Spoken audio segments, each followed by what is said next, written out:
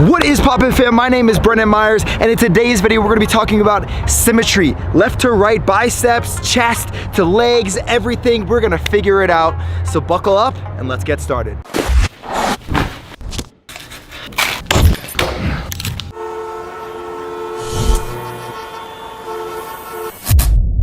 So when we talk about symmetry, first of all, I'm gonna give you an example. I've done a video of this a long time ago about how to make one side look the same as the other. First, here, let me just show you mine. Look at this bicep insertion here, and look at the bicep insertion here. This might mean a different origin or the way it's structured on my bones, whatever. It might be a little bit different. That's okay. No, I've never torn my bicep, but to someone that is really well versed in strength and conditioning or exercise physiology, they might say, oh, you must have torn something. But that's not the truth. The truth is my body's just developed over time this way. And many times it comes from habits when we were younger. And if you are young, if you are in your teenage years or even your early 20s, you have an opportunity right now to even change those habits, which will then affect your musculature and the way it looks. And that's the truth. So you ever seen winging where one scap's maybe a little bit wider or a little bit upward rotation and one scap's here? I'm talking about your back, right? Well, a lot of this stuff comes down to posture and how are you standing? How are you sitting? How are you sleeping? All these different things take a huge part in your musculature, your body, right? Look at my legs. My legs are pretty symmetrical, right? But actually, one leg is that much longer than the other. And I found this out by my mom about two years ago. I almost ran into a wall, to be honest. I was so pissed. No, I'm kidding. But the way you got to approach it is, I'm gonna give you some tips here, okay?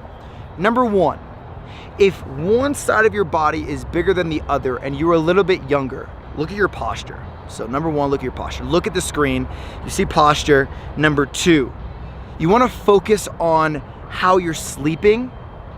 That's part of number two. And then also how you're sitting. So everything is gonna be a neutral spine. You wanna try and keep your chin suspended here, your neck suspended, and making sure that your back's not like this. It's not overarching here. I'm not gonna use any science terms because half of you might not even understand it. So you don't want your back to be arching. And also when you're training, number three, how are you working out? Are you doing movements when you're doing pull-ups? Are you like this? Or are you staying tight with your core and pulling correctly? All these things play a huge role, okay? Also, when you are training, you wanna look at how your muscles are reacting or how your musculature is. So another example, if you're doing a pull-up, right? Or actually, if you're doing a overhead press or just something on the ground, any bodyweight train, any movement really, and you're pushing up and one shoulder is actually higher than the other, this has most likely been going on for a very long time and you haven't even seen it. The reason being is because it's just natural to you. And what you're really doing, there's musculature that's actually overcompensating. Maybe you hurt your shoulder a long time ago. Maybe you hurt the other shoulder a long time ago. Maybe your hip. Maybe you tore your hip flexor or you pulled your hamstring at one point. This has everything to do with the symmetry of your body. Also, if you are teenage, younger 20s, and you see, actually anybody, and you see that one muscle is a lot bigger than the other, and I'm talking about like a substantial difference, right? Mine are fine, okay? And I'm actually gonna get to an example with my shoulders because you'll understand a little bit more clearly as I give you the example. But if you're in that situation and one bicep's bigger than the other, whatever it is, or you feel like it's so much weaker, all I want you to do is increase the frequency for the week. So instead of just 2 days per week, let's say you're working chest, you need to get your chest bigger and one side of your chest is a little bit bigger than the other side. Don't switch up the reps and stuff on one arm. You don't want to do that. But when you are doing any type of a barbell movement or you're doing a push-up or a clap push-up, whatever it is, concentrate on the weaker side. And when you concentrate more on the weaker side and you actually do more time under tension, so longer amount of work through the exercise, you'll notice a huge difference in how your muscle is activating and how it's growing. And a lot of the times, the muscle that's weaker or smaller isn't activating because of another injury or a long time injury or something that you haven't been taking care of for the longest time. Surprisingly, my hip flexor has had a lot to do with my left shoulder. And when I healed my hip flexor, my shoulder got a lot better. So make sure you're looking at everything. It's not just one thing. So really focus again on just that mind muscle connection. Just, hey, I'm gonna focus here and make sure I'm squeezing and activating as much as possible. My left glute had the biggest problem for a while, and then I herniated my disc on my right side, and my sciatica on my right side got all messed up. These things have a lot of common occurrences just because this is life. This is the anatomy of the body. This is the exercise physiology of the body. So getting back to it, you want to make sure that everything is in the proper position. So retract, depress your scaps. You want to make sure neutral spine, again, tightening in that core. Maybe one foot is coming off the ground a little bit more than the other. That will actually have an effect on your bench while you're benching. So keep that in mind. Frequency, 3 times a week. Now, you're not gonna go crazy heavy every single time, obviously. So for instance, me right now, I'm developing my upper chest and my shoulders. So as you can see, it's doing pretty well, right? And it's growing. And Taylor is someone that has watched the growth of this, and it's worked. So Monday, and it all switches week to week. So you generally do about 4 weeks. It's like a 4-week program.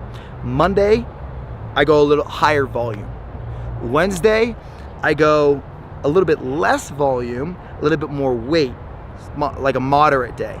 And then on Friday, I really take it home with a lot of volume. So I'm hitting all 3 different levels, like pretty much close to intermediate to moderate, and then high intensity for the 2 other days. And I haven't hurt myself. I mean, I've been training for quite some time now for this prep, October 5th. So increase that frequency. You can also look at your rest periods in between sets. So my left shoulder is the one that I tore in 4 different places. It took me a long time to rehab. And surprisingly, it's still a little bit weaker than my right, but it's gotten stronger over time. If you see, probably like 3 or 4 weeks ago, I did a workout session, and I was doing overhead press with dumbbells, actually like 6 weeks ago. And I was going, and it was a high volume day. And what I started to realize is that my left shoulder was so fatigued towards the end of my training. So what did I do? I lowered the weight a little bit, and I made sure I got the same reps in on each side, dumbbells. And I went to the dumbbells, and that's another clue or another piece of advice for you to gain some more symmetry from right to left is try a lot of dumbbell movements and controlled movements. A lot of the times when your core is really weak, your other muscles can't even grow as much. Also, a lot of the times when you're not working as much on your legs, the other muscles in your body aren't able to gain as much muscle as you would like them to. It all comes down to growth hormone, it comes to testosterone. There's so many different things. The recruitment involved in leg days is pivotal to your training for upper body. Someone on my Instagram was just mentioning to me, hey Brennan, why are you doing legs twice a week? That doesn't make any sense. You're doing men's physique. You don't need legs. Wrong. The reason why I've grown so much is because I've incorporated legs again. It recruits a lot more. It's a lot more energy output. What happens when ATP output is through the roof? You know, creatine is a huge involvement in that. It increases ATP output. So during your workouts, you can actually train harder for a longer period of time. So actually, I'm conditioning my body. I'm conditioning my upper body to be able to push more weight or pull more weight. So that frequency is super important because you're also conditioning your muscles. And this is one of the main things that I'm going to say is that if your muscles are not conditioned, a lot of the times it's going to translate to how big they're going to get. That's why when you look at proper training programs, they involve muscular endurance, they involve hypertrophy training, which is building size, and then also strength and power. And when they don't incorporate all these different things, you see it in the results. You take one test subject, you take another test subject, and one person has imbalances, the other person has imbalances, and one person is just focusing on hypertrophy training and strength training, and then the other person is focusing on all 3 styles of training. Guess what? If you have the muscular endurance, what do you think is going to happen if you're pushing more weight for 8 to 12 reps for hypertrophy? It's going to be, you're going to be stronger. You're going to be at that 11 and 12 reps next level rather than this guy. So what's gonna happen? Your symmetry is gonna be a lot better. Also, I highly suggest if you're dealing with symmetry problems with your calves to your quads, suck it up. Honestly, suck it up. Look, my calves aren't that big, right? They're not. I mean, they're not small, but my quads and actually my hamstring, you can see my hamstring to adductor area, like how big it is, right? All I've done is sucked it up. I said, okay, I am gonna train my calves, I'm gonna work on my calves, but look, I walk 10,000 steps a day. I do cardio on the stair stepper. I sprint, I jump, I do plyos, I do a lot of legs. Like, my calves, they've always been what they've been. Maybe they got a little bit bigger, but that's pretty much it. The way I look at it is, okay, it is what it is. And many of us, in times like that, even with my bicep, I have to say it is what it is. If I was pissed off that my right bicep was shorter than my left, there's no way I would still be on earth. There's no way. Because I would have drove myself absolutely insane. My mind would be elsewhere. But the truth is, this can never be different. Even my abs, they're a little bit different, right? I have one side that you could see a little bit more of my abs, right? Even my lat spread, it's a little bit different. But that's why you can manipulate the way people see things, right? So keep all these different things in mind. Increase your frequency, get your rest, great posture. You don't want injuries. A lot of the times, these things can actually lead to injuries if you don't fix them or if you don't work towards them. And it's not gonna come easy. Consistency and dedication. These two, your best friends, scissors, cutting through life. I'm telling you, if you're not very, very serious about this and you're not serious about fixing your symmetry or whatever your deal is, then it's not going to happen. And you're gonna see more and more problems. So fix it now. And that's pretty much all I can say. Anything else that I should say, Taylor? I think you covered it all. Everything? Yeah.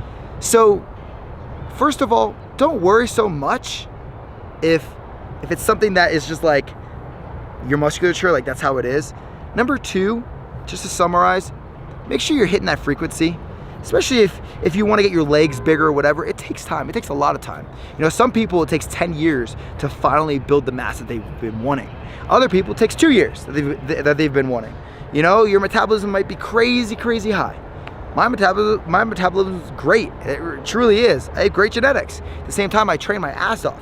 He can attest to it. He watches me every morning, 6 a.m. Every morning. So it's all about your focus and really focusing on that muscle. And that's another thing. Focus on your muscle as you're moving. All right. So thanks for tuning in for another video. I really, really am enjoying these type of videos. You enjoying them? Yeah, they're super fun. I get to spread my knowledge of exercise physiology. I will say this. You can build symmetry with weights and with bodyweight training. And I don't want you to misconstrue anything that I've said in this. Is misconstrued a fucking word? I don't even know. Yeah. I don't want you to miss what I'm saying. That's all I'm saying. When you're doing any bodyweight movements, it's just, again, it's mind-muscle connection. If you feel like one side's more activated than the other, focus more on that right side that you need to be working. And it's going to work. I promise you. It will work. We're not destined to have just every muscle in our body be completely different. It'll come. Just like trust the process, trust what you're doing, and it'll be all good. It's all good right here, you see? It's all good. Anyways, thanks for tuning in for another video. If you have any other questions, any videos you would like me to touch on, discuss, whatever, comment down below. Really appreciate you. Remember, if you haven't subscribed, you probably should, because we do come out with podcasts. We have all this stuff happening. Create Your Nutrition, July 30th, bada bing, bada boom. Like, come on guys, come on. Join the fam, keep on rolling, keep on grinding. Also the podcast every Tuesday and Friday. QuickTime Fridays are actually one of my most fun days ever, because I talk shit and I get to say whatever the hell I want on a podcast. I'm a mountain goat, they call me. I had actually yak today. You ate the yak? Yeah, I ate the yak. How was it? It was freaking yak. Did it taste like? It's great. It's great. So thanks for tuning in. I'll see you next time. Peace. All the choices you made, did you make them again?